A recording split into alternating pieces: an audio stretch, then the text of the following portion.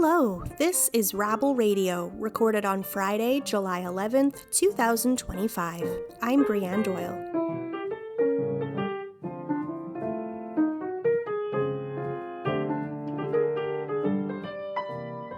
Rabble.ca shares with you the news of the day through a progressive lens. If you're curious about what's happening in Canadian politics, labor, the environment, and beyond, you've come to the right place.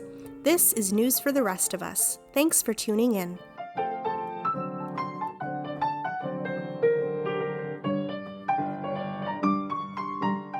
This week on Rabble Radio, Rabble editor Nick Seebruch speaks with Dr. Yipeng Ge, one of over 4,000 people from around the world who joined the Global March to Gaza.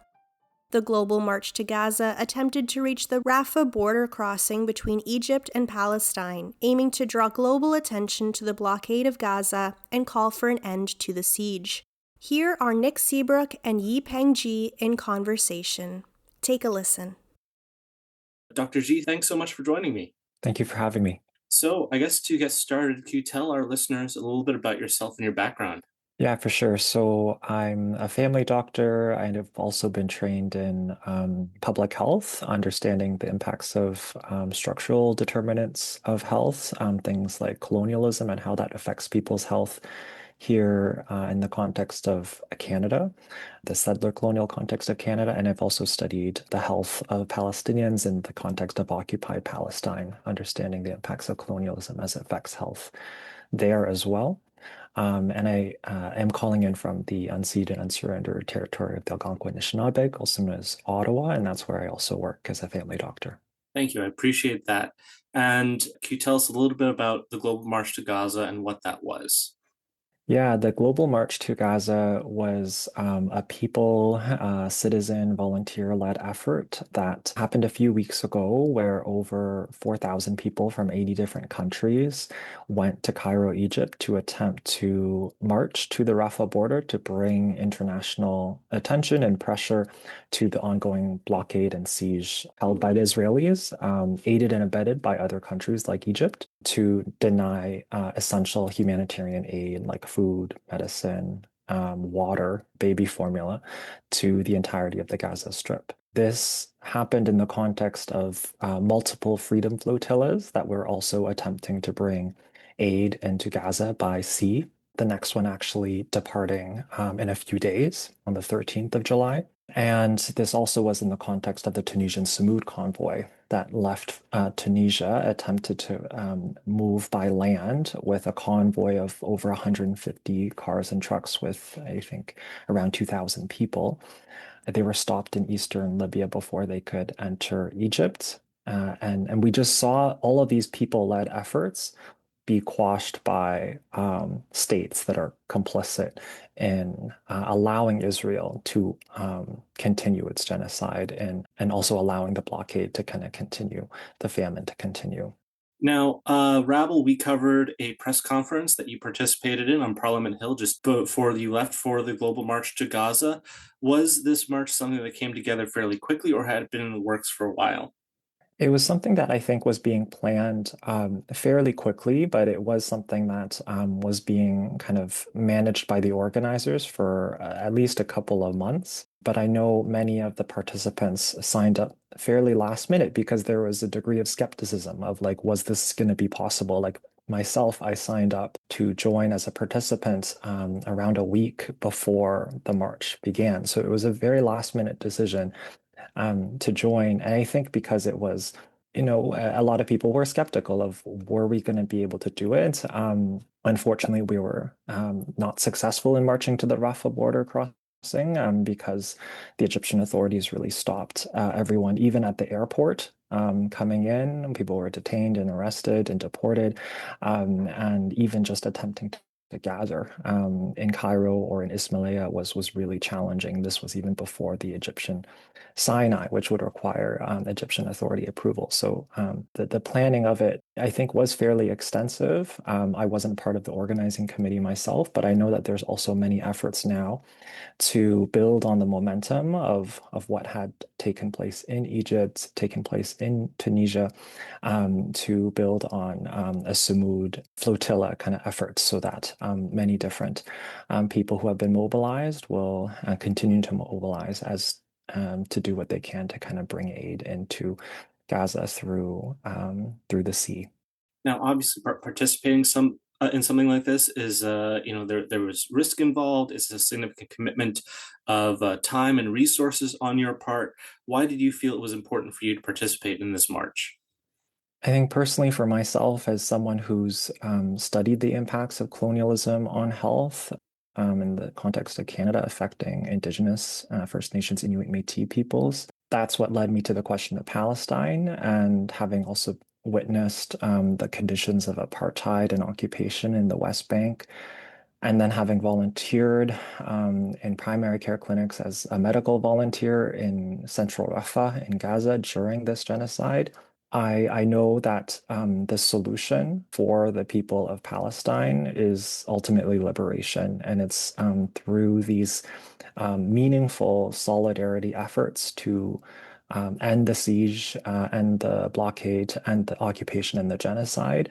This is the solution. Like it is international solidarity efforts in coordination and in direction with what Palestinian voices and narratives are telling us from the ground to be able to use all the mechanisms necessary within our toolbox to be in full solidarity with the Palestinian people to end the conditions of occupation and genocide and apartheid. And we really take that kind of direction with seriousness and with a strong conviction for what we need to do in this moment. And we need to do everything to be able to prevent and end genocide. We've utterly failed as an international community with the obligation really on states, on different states around the world to end and prevent genocide. But that has utterly failed the people of Palestine because of those systems of oppression, namely Zionist colonialism, imperialism, and capitalism that make this genocide a profitable one. But the people of conscience around the world, I think, refuse to put profits over people, to put these interests above the people's right to self-determination, liberation, dignity, the right to life. And so, in understanding this, when we have that privilege and that opportunity and the resources to contribute to a solidarity movement in this way, I think it means that we must.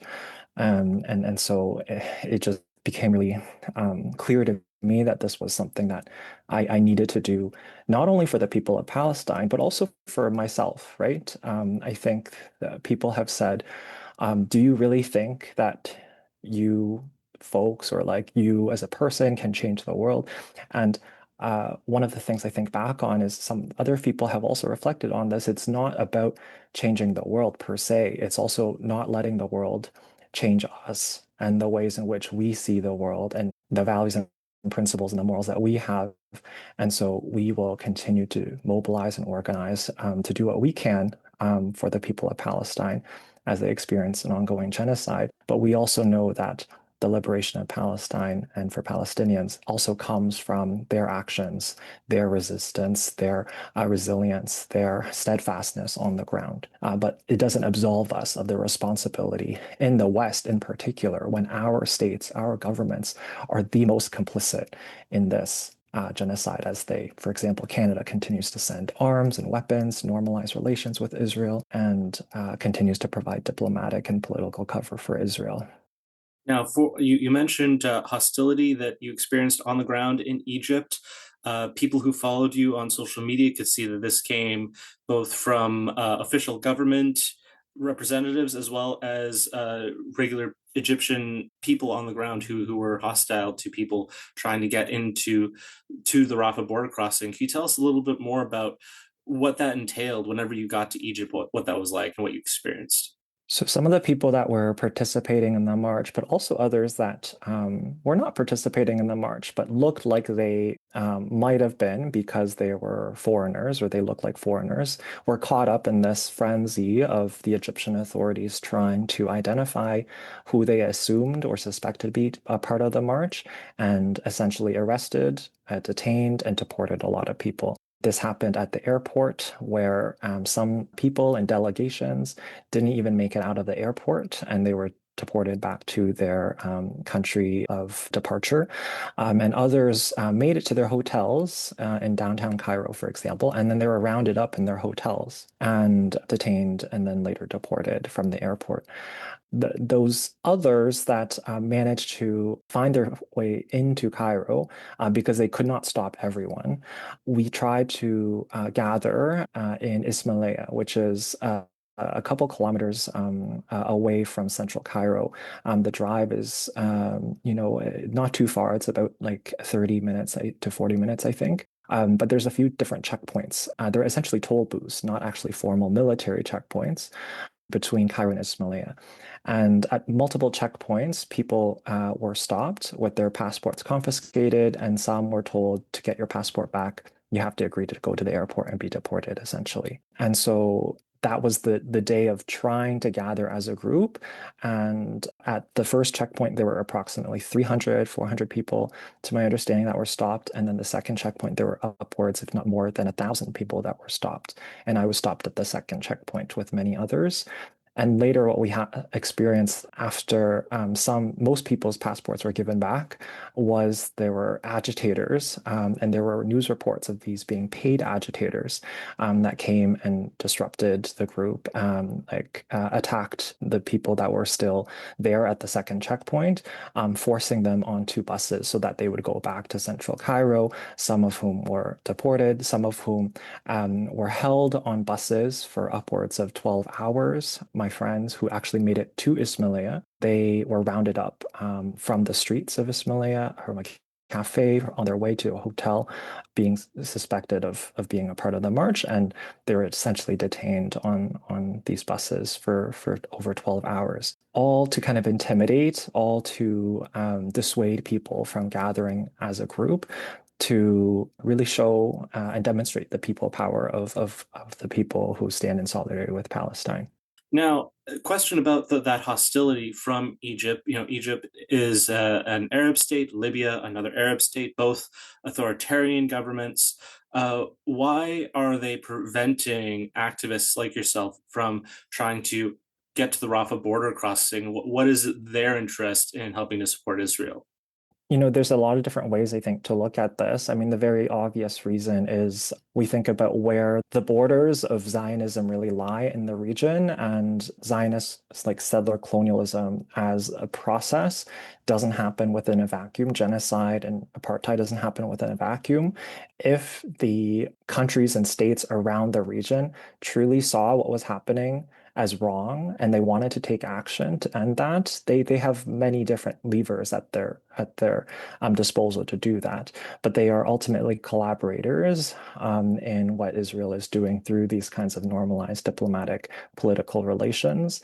And what happened in the immediate day before the march really began was an Israeli minister, I believe it was like the interior minister or something like that, basically said Egypt cannot allow this march to happen. And that communication obviously was, taken quite seriously by the Egyptian authorities at the highest levels. And that was what was communicated down to the police officers that were detaining and arresting people with no good reason. I remember one of my friends who was caught up in this 12-hour detainment on the bus, and he asked the police officer, "What did we do wrong? What laws did we break?" And basically, they said none. And that's also why they were ultimately released after the 12 hours, I think. And they were just told, we're following orders, right? We're just doing our job, we're following orders. And we have to understand that, for example, Egypt, the broader kind of like political, social context of what's happened over the past 20, 21 months as well. There have been students, activists, journalists who have been detained because of just trying to organize something for Palestine. Some of these people, tens of thousands of political prisoners for many different reasons, but some of them try to organize things for Palestine, even on their own student campuses in Egypt, and are still being held by the Egyptian authorities. And then the list kind of goes on, where the Egyptian Hala company charged thousands of dollars for Palestinians from Gaza who wanted to exit Gaza. And then those that exited for medical evacuation reasons find themselves in Egyptian hospitals and receiving extremely substandard care. I've even visited some of these patients in the Egyptian hospitals, and they express that they want to even go back to Gaza, knowing the conditions in Gaza. Despite knowing those conditions, they would rather go back because of the conditions in these Egyptian hospitals. And then you have the many tens of thousands of Palestinians who are now displaced in Egypt, who voluntarily left through paying the Egyptian Hala company, for example, and not having papers to be able to work or study. And so the layers of kind of this oppression of Palestinians in Egypt is, yet another kind of example of how these countries in the region, these states around Israel, do collaborate in the systemic oppression of Palestinians. For Canada, we talked about the Canadian government. What is the Canadian government's responsibility here? What do you want to see the Canadian government do in response to the ongoing genocide in Gaza?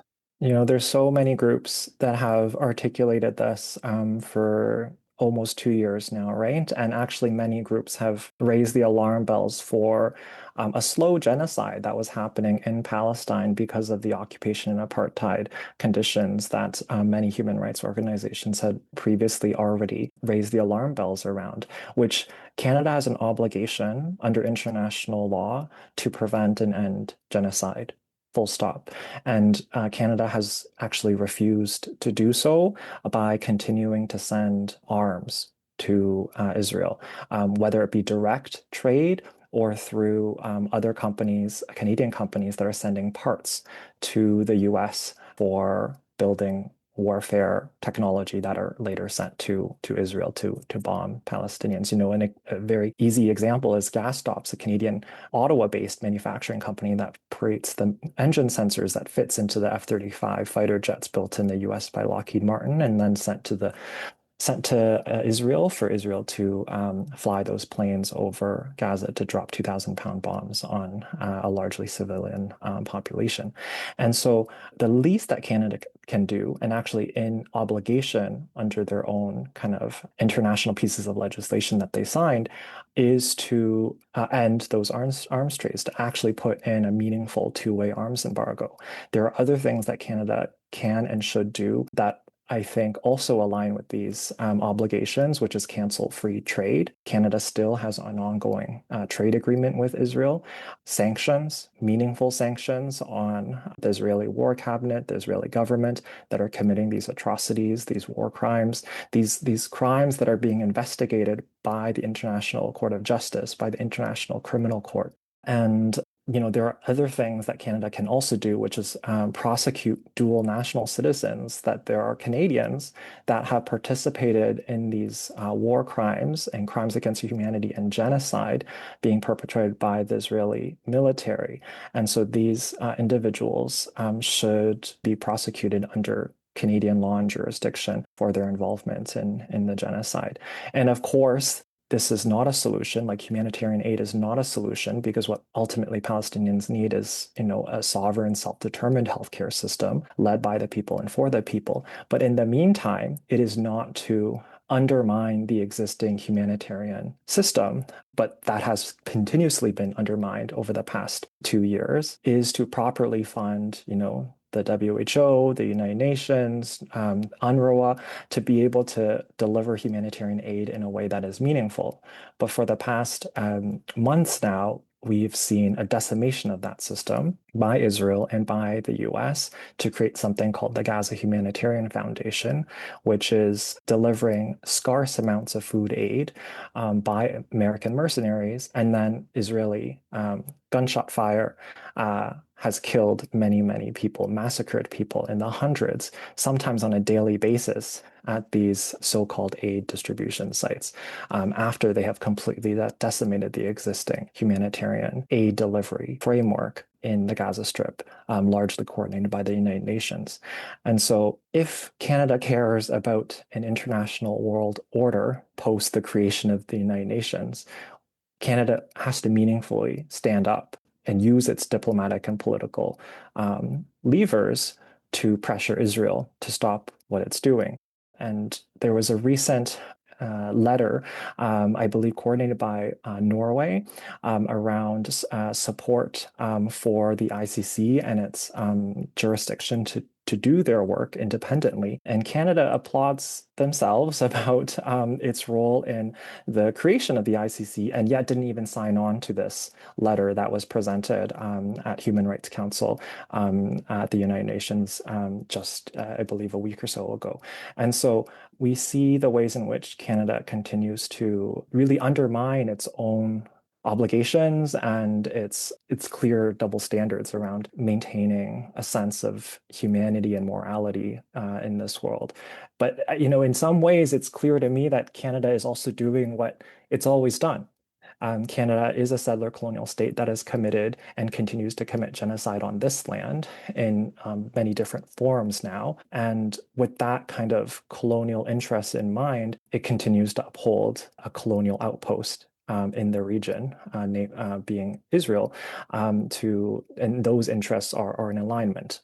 Still continuously because of those interests of capital and colonial and imperial interests, that there are Canadian companies, for example, that profit generously because of the genocide, because of conflict, because of war is just so awfully profitable, largely because of the American military industrial complex being so tied with Canada's companies as well.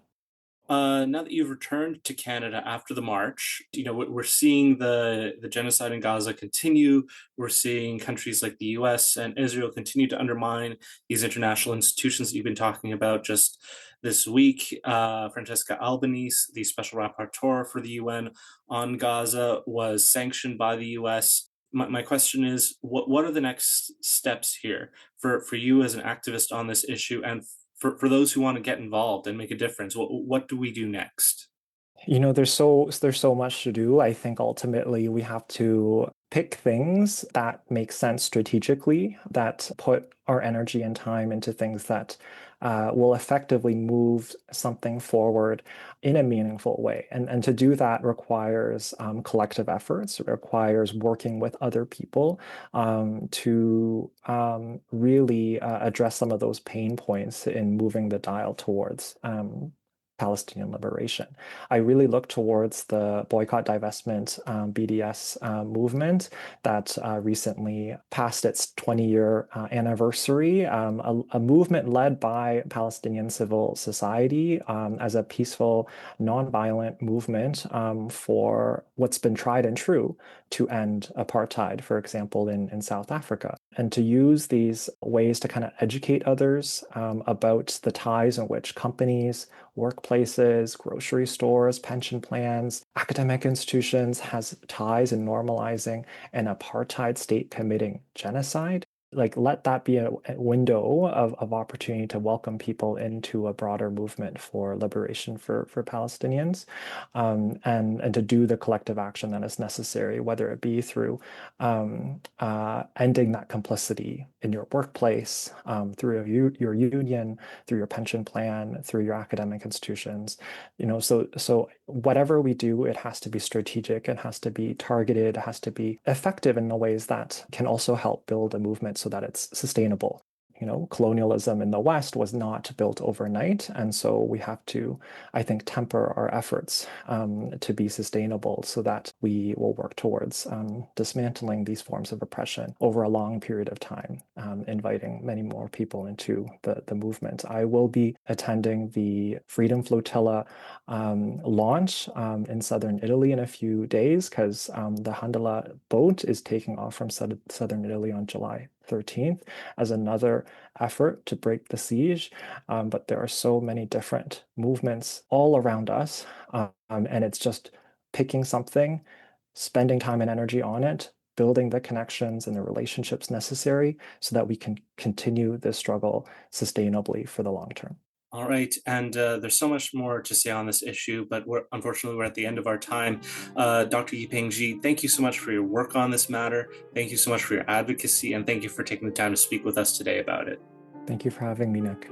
Appreciate it. That was Dr. Yipeng Ge in conversation with Rabble editor Nick Seebruch. You can read Ge's full reflections on the march in his op-ed on rabble.ca. And now, this is our In Case You Missed It segment, where we review the top stories from this week on rabble.ca. For that, let's go back over to Nick Seebruch. Over to you, Nick. Thanks, Brianne. Starting this week in labor news. Workers at one of Canada's most recognizable and popular tourist destinations have been locked out by their employer. About 250 workers at Toronto's famous CN Tower have been locked out since Monday, June 30th. The workers, represented by Unifor Local 4271, have been negotiating a new collective agreement with their employer, the Canada Lands Corporation. CN Tower workers, which includes front house hosts, wait staff, and bartenders, have not had their pension plan benefits increased in 15 years. They are also seeking an increase in pay. Canada Lands said prior to making the decision to lock out their unionized employees that they had been negotiating in good faith. Unifor, however, says the corporation has not addressed their members' key concerns. Staying with labor news, union members represented by the Ontario Compensation Employees Union have reached and approved a new collective agreement with their employer, the Workplace Safety and Insurance Board. Employees of the WSIB have been on strike for more than a month. The two parties agreed to a 7% wage increase over 3 years. As well, the WSIB promised to address workload concerns by forming a committee to look at the issue. And finally, Ontario Premier Doug Ford has ordered a review of the Ontario Municipal Employees Retirement System, a defined benefit pension plan for municipal workers. In an op-ed for rabble.ca, Paul Knert warns that the Ford government might be seeking to meddle in the pension plan for political reasons. In the 1990s, a previous Conservative Premier, Mike Harris, gave employers a 4-year holiday from contributing to the plan. Knert explained that the Ontario Municipal Employees Retirement System is a well-run, fiscally solvent, defined benefit plan, and that by potentially weakening it, Doug Ford hopes to create an opportunity for the province to step in and take it over. As always, you can read the full version of all the stories we talked about today on rabble.ca. Thanks, Nick. And that's it for Rabble Radio this week. If you like the show, please consider subscribing to Rabble Radio on Apple Podcasts, Spotify, YouTube, or wherever you get your podcasts. Thank you to all the journalists and writers who contributed to this week's content on rabble.ca, and thank you to Carl Nierenberg for supplying the music. I'm Brianne Doyle, and I'll talk to you next week.